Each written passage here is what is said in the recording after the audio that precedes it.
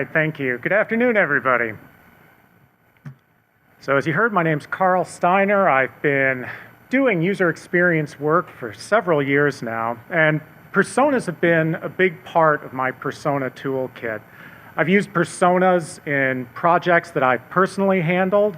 As a consultant, I've run engagements to help enterprises understand how and when to use personas and how to integrate them into their workflows and processes. And now I'm working for a software company that's creating tools for UX practitioners, including a persona management tool.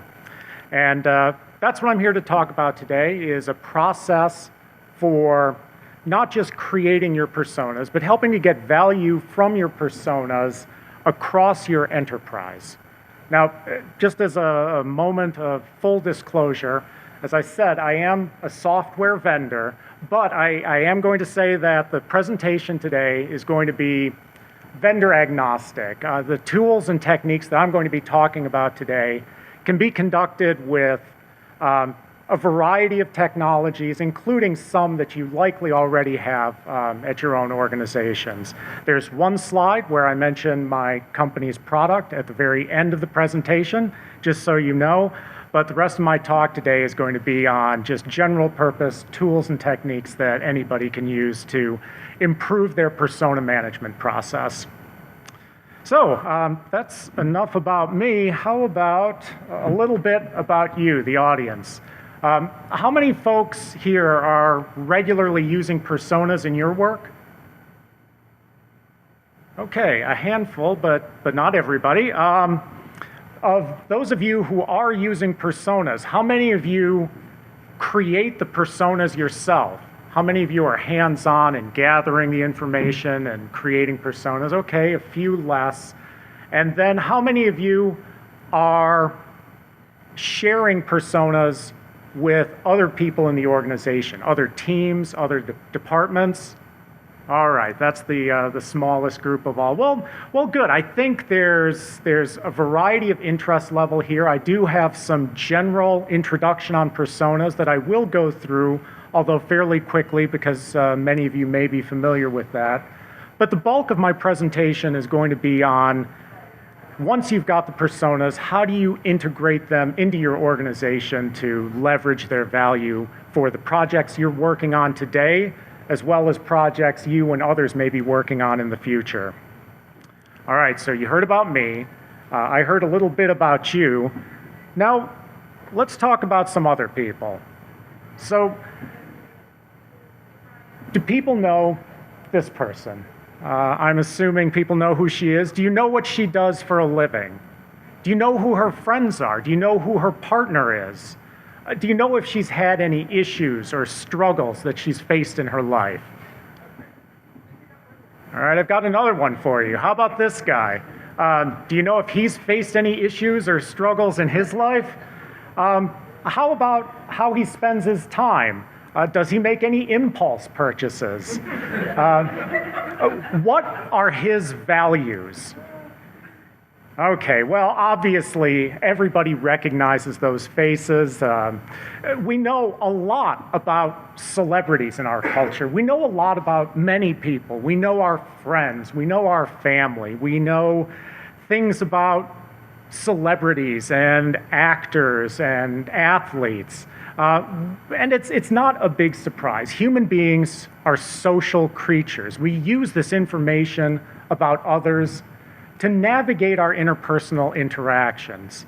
Scientists will tell us there are even dedicated parts of the brain that allow us to recognize faces, to remember stories and the characters in them. And with that in mind, I want to introduce one more character. So do you know who this is? Do you know how she spends her day? Do you know where she spends her money? Do you know what she values? All right. Well, what if I were to say that this is one of the most important people to your business? What if I were to say that this is one of your most important users, or this is one of your most important customers? Well, now can you answer those same questions Do you know how she spends her time, what activities she performs, where she spends her money, what she values? Well, we're user experience, usability, user research professionals. Hopefully, many of you could answer that question. Yes, I do know some things about my user, and that's great. Maybe not everybody, that's okay too. We're going to talk about some techniques for helping you with that.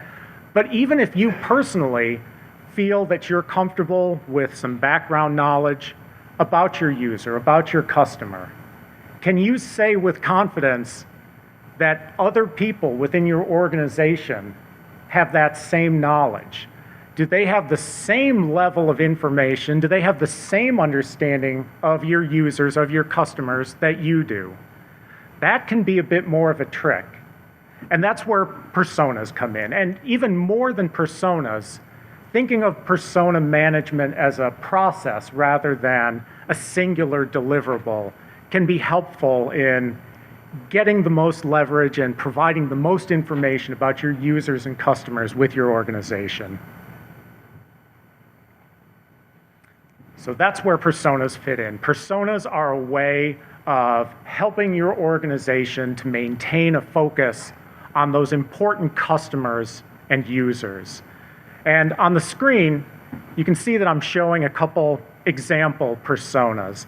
They're not identical. We've found that there's not a one-size-fits-all persona solution, that there's not a single format or a single template that's right in every circumstance. But we have found that there are some attributes, common elements to successful personas that we use time and time again. And let me just quickly share some of those with all of you. So to start with, a persona represents a single individual. That allows us to talk about our customer, Megan, not just female professionals between the ages of 25 to 40. And there's a quote that I like, and I apologize, I don't recall the source, but the quote says that you can't design for all of your users unless you can design for a single user. And you can't design for a single user unless you know that user. Now, personas are a way of helping us know our users and to share that knowledge with others on our team and across the organization. Now, another point that I'll call out here on this slide is that in addition to being a single person in our persona, the persona is a fictitious person. So it might be tempting if we've conducted research and we've talked to somebody and said, that's it, that's our perfect person. Why don't I just use Joe or Karen, who I just interviewed, as our persona? And while there might be many elements to Joe or Karen that are great and might ultimately be incorporated into our persona, having a single person be the focus and just using them, this actual person, is limiting. There may be attributes that we want to borrow from other people to represent the larger group. And it's also somewhat problematic from a practical standpoint. If you're dealing with an enterprise system and you're talking to customers, it's possible other people on your team may actually know that single individual, so they may have expectations or assumptions. So when we're creating personas, we're creating a single fictional person, but that single fictional person we're creating is meant to represent a group. And it's meant to have attributes that are meaningful and help illuminate that group. And those attributes shouldn't be guesswork. Those attributes shouldn't just be our opinion or assumption. When personas are done well, in order to get the most value from your personas, they should be based on actual research. Now again, as user experience professionals, you may already be doing qualitative work, conducting interviews, doing observations, ethnographic studies. That's fantastic. You may be doing quantitative work. You may be drawing in market research or data from your website. Also fantastic. Both quant and qual can be used to help you generate personas in different ways. But the key is that personas aren't guesswork. The details, while fictional are based on meaningful attributes that you've collected through research with real users. And next, personas, by their nature, are meant to be memorable. To be really useful, your team should be able to recall the name and detail of your persona. And that's why we go out of our way to give background information. Our personas have names. Our personas have faces. We may tell a little story or provide some background or color to help further illuminate our persona. And we're not doing that just because we're frustrated English majors, that would be me. We're doing that because having those details triggers some of those recollection tools that are hardwired into us as social animals. They help us remember, what is it about Megan? What is it about Anna? So we can recall their name, we can recall their picture and their backstory. But more than that, in addition to that, we're going to recall details that are going to be useful for us in our work. Details that may help us with project management, details that may help us with design. So a well-crafted persona, in addition to having that name and picture and backstory, should have design-specific information like what goals or objectives relevant to our current product or our current project does this user have? What activities do they perform on a daily basis and how often that are relevant to this project? What do they value? What obstacles do they currently face when they're trying to perform these activities?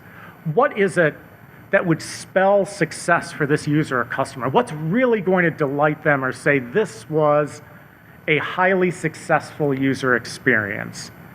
And if you can include those in your persona and share those with your team, you've taken some great steps towards having a more successful user experience. So imagine you're a project manager and you've got an enormous feature list and you're trying to decide which ones of these do we focus on for the next release. Having a small set of personas and being able to run those features through the test of, is this something Megan would use? Is this something that Joe would use? And if you say yes, maybe it's in, but if you can't say yes, then you've got a filter, you've got a tool to say, we understand the users and this feature isn't right for them. Okay, let's cut it. Or if you're an interaction designer and you're trying to create an information architecture, knowing the general workflow, when and where and how a user is going to be performing a task may help you put together a screen design or the logical structure of your site. If you're a visual designer, if you're trying to connect emotionally with your user, understanding some of that background, understanding their values, where they come from, may provide you with the insights that you need to do your job better. And so those are the things, those are the ways in which personas can help add value to design and development projects. And personas have been around for a while, likely. Many of you are using them. You certainly heard of them. We're starting to see success with personas on a number of projects. If you search the web, I'm sure you'll find testimonials. I've put some quotes up from some of our clients about how personas have contributed to success on their projects. And I've got a quote from an industry analyst in a report on the return on investment of personas. Forrester Research says, our model shows that although a UI redesign completed without personas will still likely pay off, a redesign that's conducted with personas can provide a return that's as much as 4 times greater. Okay, so if you're with me so far, personas probably sound pretty good. They may sound like a useful tool, like something you may want to consider using in your organization. All right, so if you create your personas, then you're on your way. All your projects will be successful. You'll get that big promotion. Your boss will be delighted. Your share price is going to increase. You'll live happily ever after, right? Okay, well, maybe not quite. Getting the most value from your personas isn't necessarily a fairy tale, but it's not as simple as simply producing this artifact and expecting to see business results. We found that treating persona creation and usage as a process, looking at the entire spectrum from generating them to using them to iterating and retiring them, is a more useful perspective than thinking of personas as a singular artifact or as persona creation as the conclusion of your work with personas. And so I'm going to spend the rest of my time this afternoon talking about the persona management process.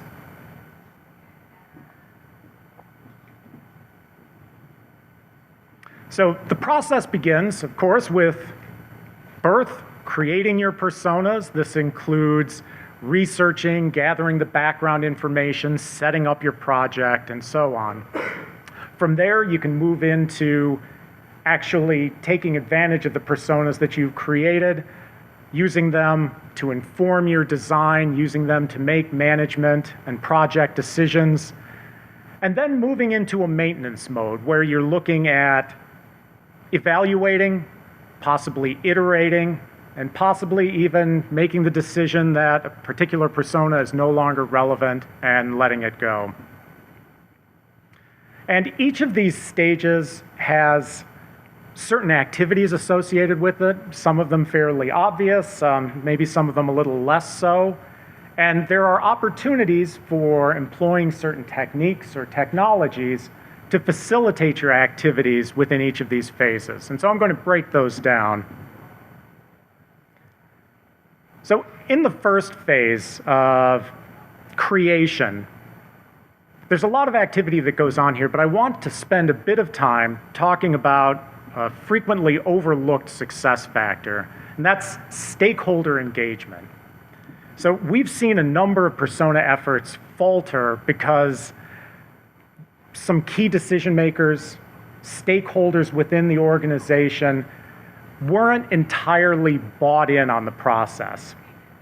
So, for example, in a recent case, we were working with a design team who'd done their work well. They conducted research, they generated personas based on that research, and they came into a project management meeting with their personas, ready to use them to make some decisions. And it came down to that feature trade-off discussion, and the design team couldn't find any evidence that a particular feature was needed by the users. And so they said, well, our personas show that we should be able to cut that feature. It isn't needed by any of our personas.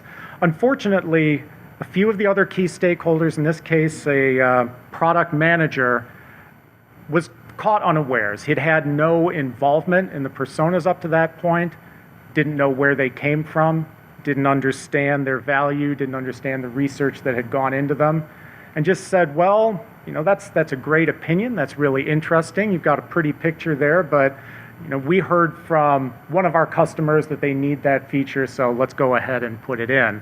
Not an ideal situation, but one that's it's possible to remedy with a little bit of planning and some change management, if you will. If there are key stakeholders who are going to be consumers of your personas, if there are people who are going to be part of meetings where the personas come out and inform decision making, product managers, project managers, design leaders, make sure that they're fully informed at the start of your persona efforts. Even better, the more involved they can be. So at the very least, let them know that you're creating personas, let them know why, let them know the process you're going to go through, that they are going to be based on real research, it's not just someone's opinion, and have them contribute, have them shape the contents of the personas, have them suggest, here are some key decisions that we think this inside knowledge of our users would help us make. So let's make sure we create the personas to answer what are the top 5 customer values, or what are the most frequent stumbling blocks they encounter in their work today, so that we can design around that in the future. And so if you've got that buy-in, if you've got the head nodding that that's what the personas should cover from your stakeholder team, it becomes a lot easier later on when you bring out that persona in the meeting to say, here's what they show, to get agreement, to get past that resistance. A few of the other points here are fairly straightforward, but I'll point out that, again, that ideally your personas should be research-driven. Sometimes we'll begin our persona work by creating what we call a baseline or an ad hoc persona, where we document what the team already knows. But in almost all cases, we try to follow that up with a research study or a compilation of research that may have already been done about this particular audience to validate those assumptions. It's useful. It invariably provides insights that you're not going to get in any other way. But that's also another one of those activities that will help you counter objections that these personas are just an opinion or just a pretty picture. All right, so from persona creation and the activities around that, we get into some of the tools that support actual work with the activities of creating your personas. Let me just adjust my screen. All right, so if you're conducting research, having a standardized data collection template and an instrument for gathering, summarizing, potentially analyzing that research is valuable for any team. But across large organizations where you may be conducting research at multiple locations with multiple researchers contributing, that becomes even more critical. So the tools might be as simple as a standardized Excel template that the team agrees to use for recording data. It may be a customized instrument or database for actually recording information field by field. But having some standard form is going to pay big dividends across your research process. Many organizations face issues around tracking participants in their research. Again, if you're smaller, it may simply be for recollection to understand who you talked to when. But at some organizations, there may be legal ramifications about who you talk to and when. You may need to keep track of payments or incentives that have been given. So having a mechanism for keeping track of your research participants who provide input for your personas, another valuable tool.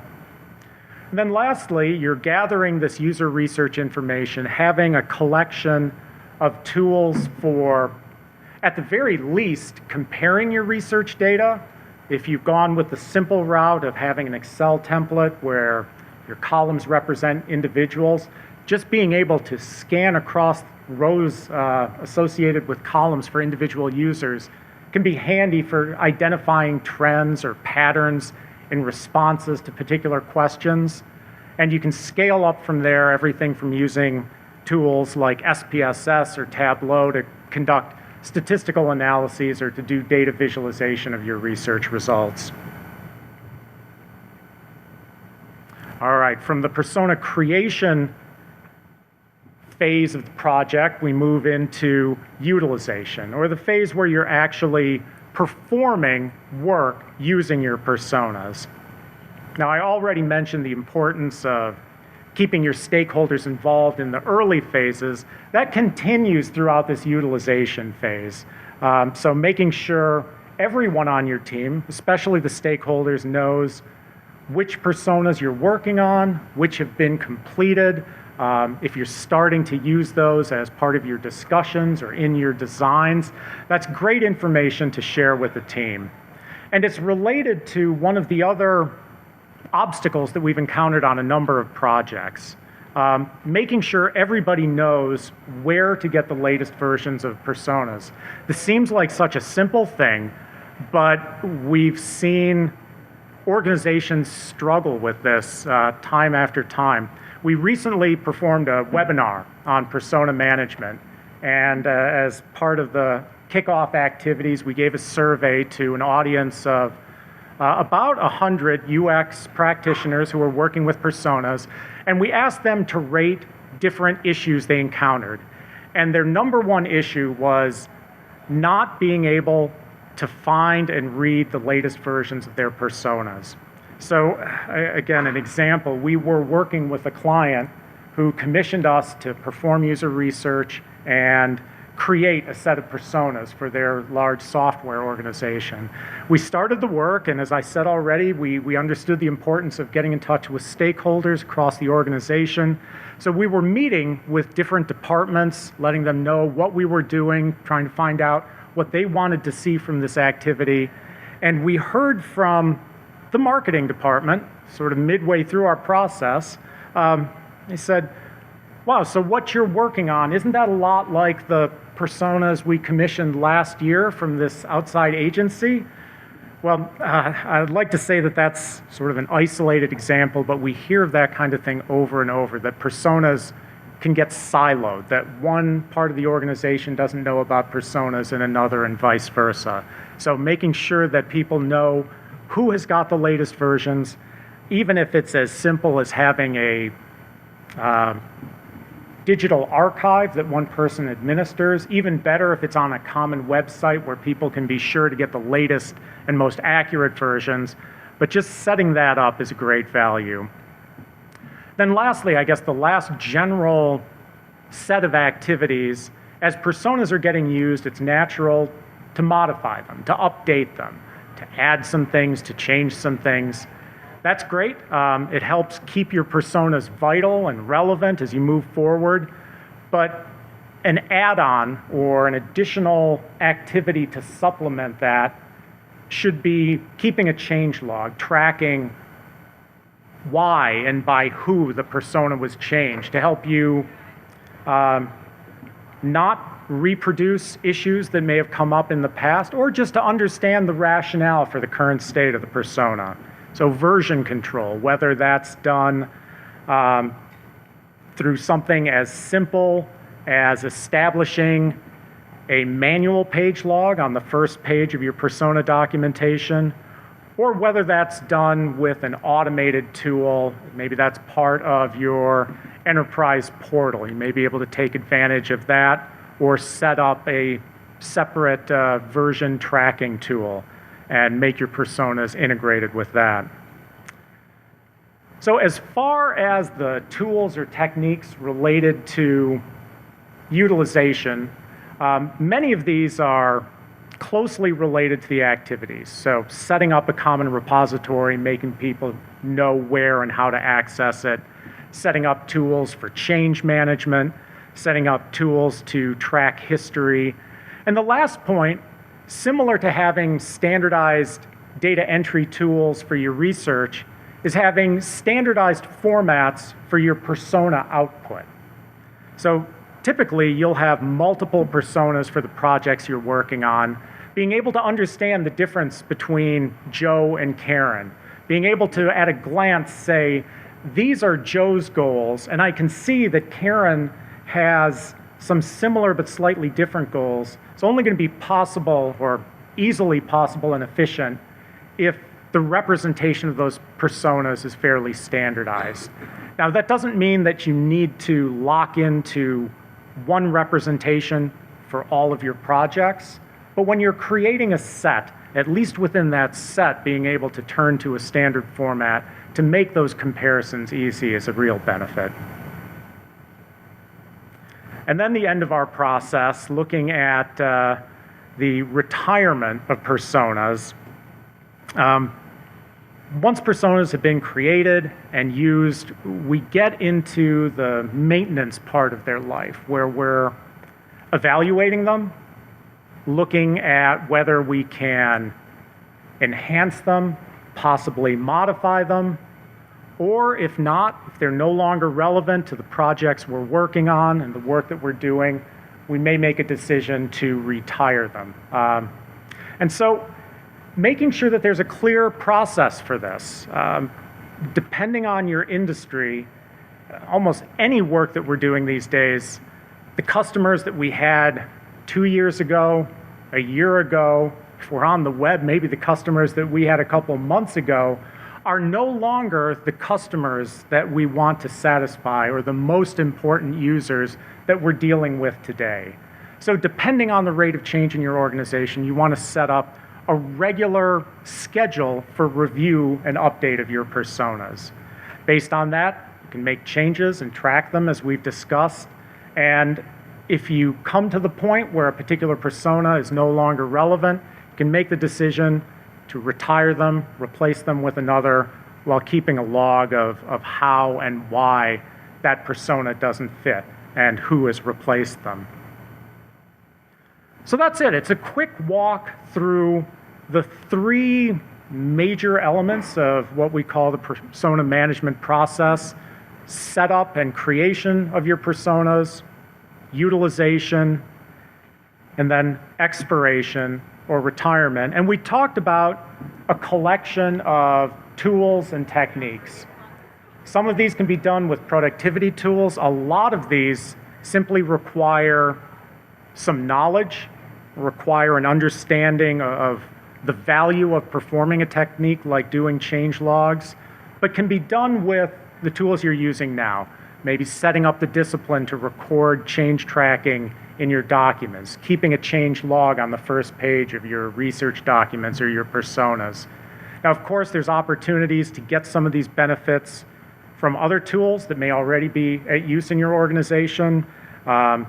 Storing your personas on a commonly accessible shared drive or within your enterprise portal, taking advantage of change logging within your portal, or version management software that your IT department may be using, are all viable solutions to getting some of these benefits and managing the process.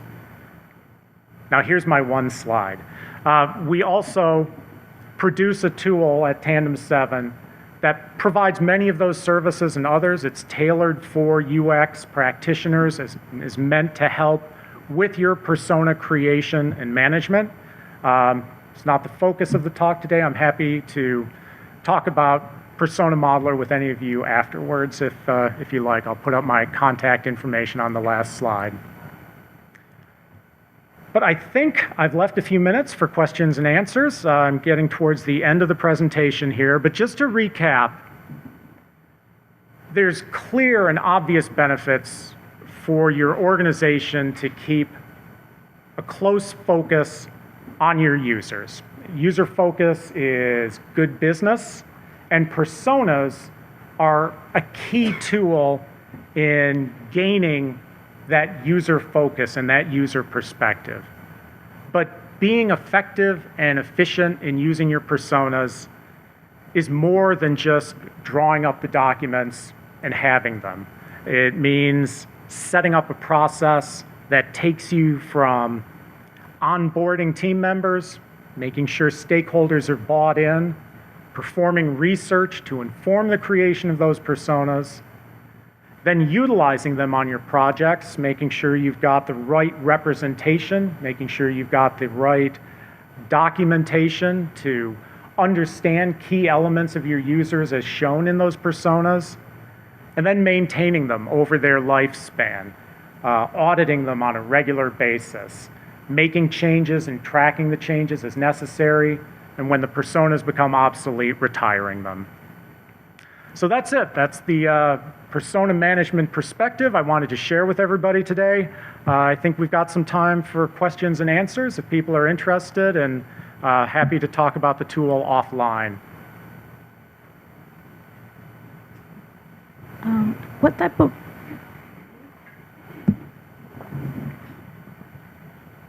Hello? Can you hear me? Oh, okay. I can hear myself. What type of research do you normally use when you start? I wonder how different is this from doing market segmentation? I'm sorry, how different is this from? Doing market segmentation. Okay.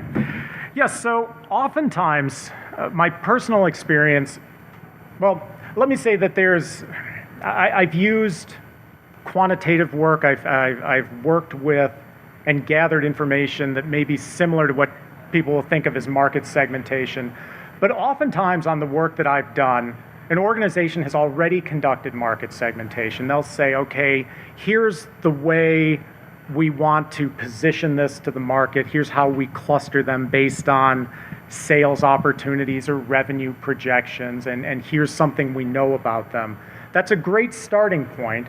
Often what we'll find useful in terms of answering those detailed questions about the users is to supplement that quantitative marketing view with a more qualitative view.